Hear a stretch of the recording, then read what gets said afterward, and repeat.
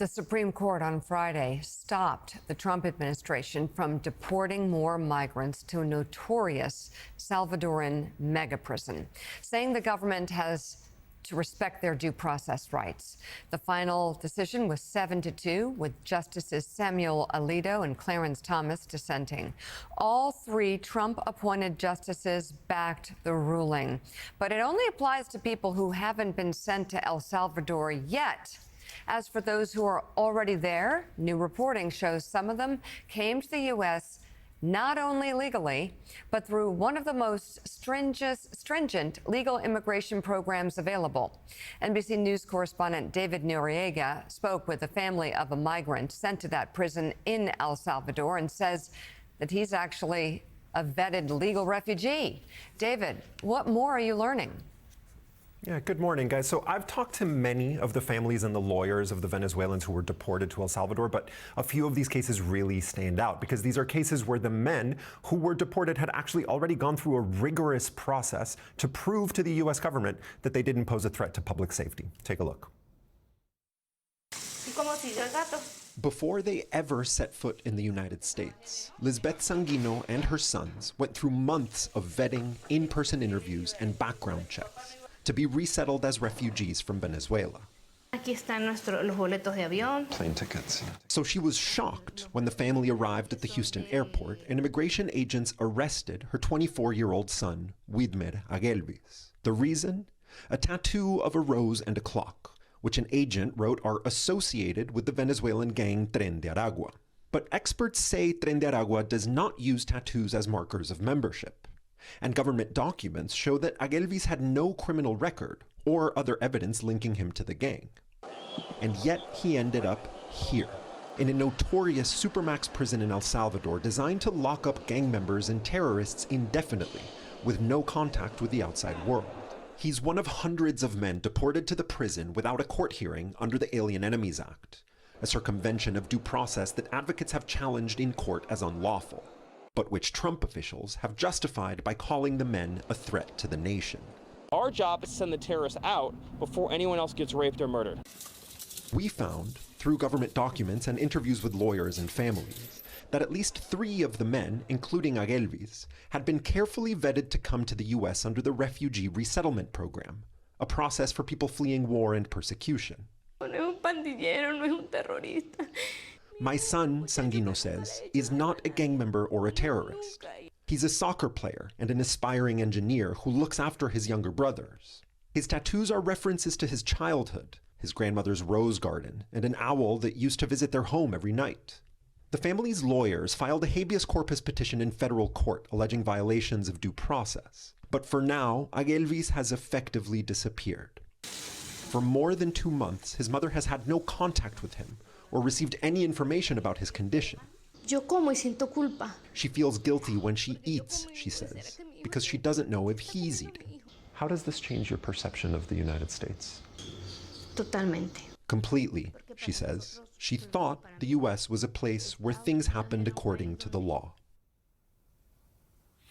We asked the Trump administration about this case and the others like it, and they gave us a statement saying, quote, "We are confident in our law enforcement's intelligence, and we aren't going to share intelligence reports and undermine national security every time a gang member denies he is one.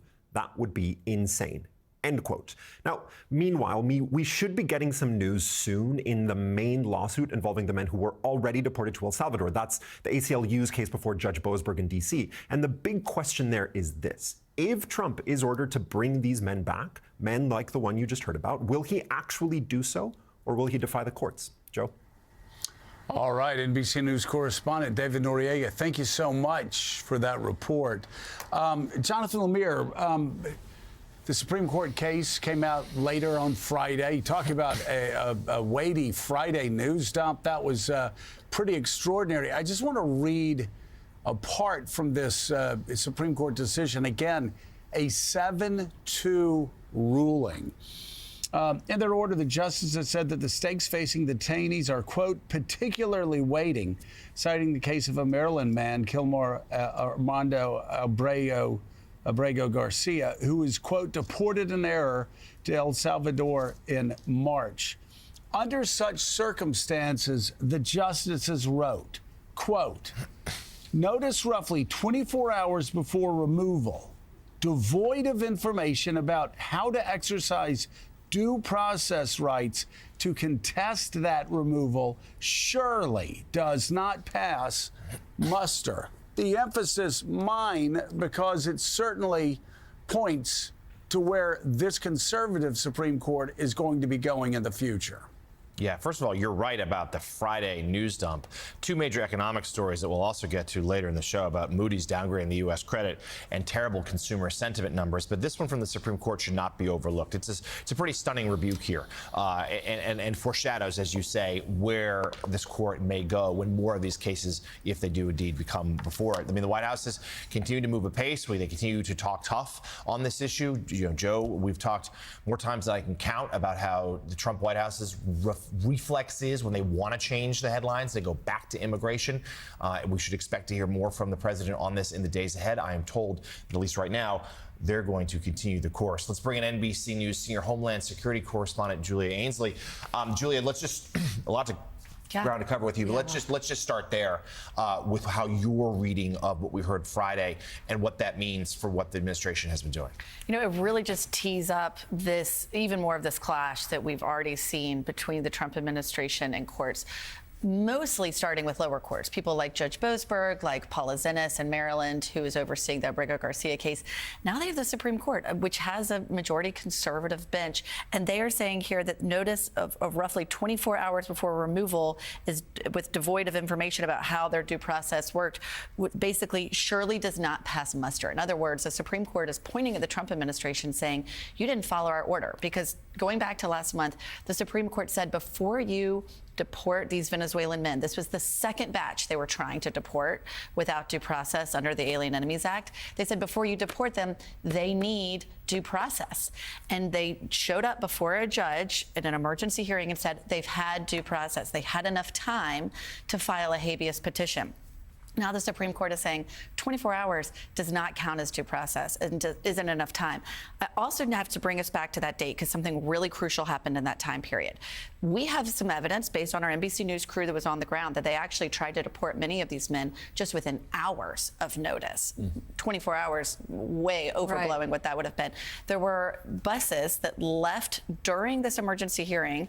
Our NBC News crew saw them turn around. That would have been at the exact same time the Justice Department lawyer had to call someone in the administration, we don't know who, to verify that these people had been given the right to file habeas and that they weren't being deported without due process. They did a U-turn and came back. So while we're obviously seeing this clash legally, on the ground what this has looked like is a lot of chaos, a lot of fear, and really setting the Trump administration up in this place. You're talking about the rhetoric that we might hear more of in the coming days, where they can now say that this is a fight that they're willing to take on.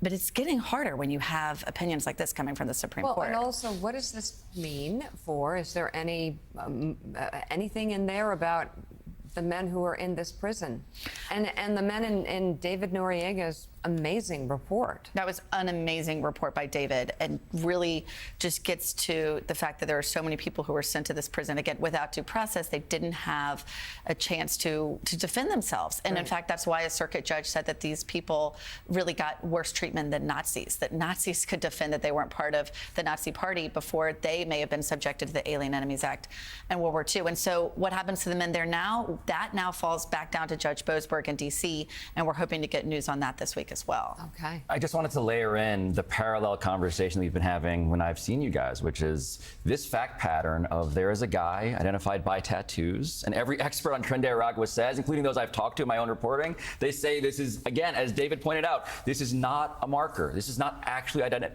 It's just not a way of identifying the bad guys that you think. And then you have, in the case of Jersey Reyes Barrios, the other soccer player that I reported on, who has not talked to his family, has disappeared in a very identical way, including with a statement from Tricia McLaughlin, who said the exact, they're just running the same playbook. And so the question I have is, how much of this is just to cover this notion that actually the total number of deportations actually isn't as high as they have been in the past, because these human interest stories seem to be something they welcome even as much as they are tragic contradictions of the rule of law. Well, I think that's exactly why we're going to hear more and more about CECOT. We saw the same thing with Guantanamo. That didn't work out. They turned to CECOT. When the numbers don't bear out, when the numbers of deportations are not the mass deportations that Trump ran on. Remember, that was the word, Yes. mass. We're not seeing anything in mass. We're not even seeing, based on the data that we've had so far, to show that there are more people deported by ICE under this administration as the previous one. And so instead, there's this shock and awe that they can deliver through things like CECOT.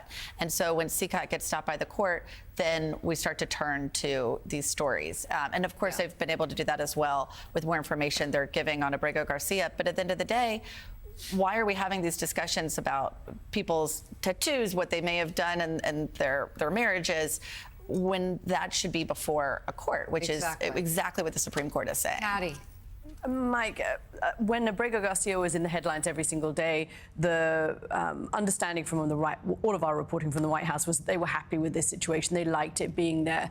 Is there some feeling that this narrative is being replaced by the narrative that actually they haven't reached the number of deportations that they want? People are not self-deporting because they don't think it's safe to do so. What's your latest understanding from the White House on the immigration story?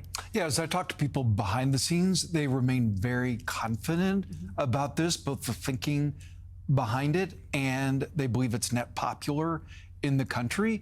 But they're running into roadblocks. One, like clearly mistakes are being made. And second, the lead story of today's New York Times talking about the fact that the one through line through all these federal court decisions about this is that these people do have due process rights. And the very minimum should be that they have the chance to challenge their deportations. So that is going to be a hurdle to what the administration is trying to do. I can tell you what they say is we can't wait, and they're going to continue to move these cases quickly. And you saw Stephen Miller, one of the most trusted aides to President Trump, saying that they may pull back on habeas corpus, one of the most important rights for people. So the White House is keeping their foot on the gas.